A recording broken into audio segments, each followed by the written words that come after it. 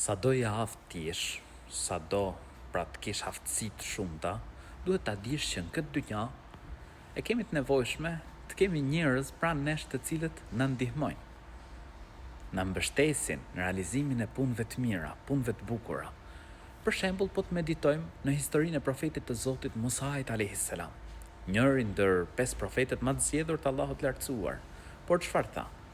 Tha: o Zot, un kam frikë se ata do të më quajnë gënjeshtar, do të më ngushtohet zemra, do të më lidhet gjuha, prandaj dërgoj edhe Harunin të më ndihmoj.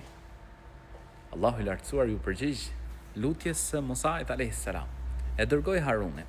Prandaj sado që ti të kesh aftësi, të kesh mundësi prap për realizimin e punëve të mira, nevojitet që të kesh njerëz të mirë, pra që të rrethojnë e të nxisin për t'i kryer ato punë.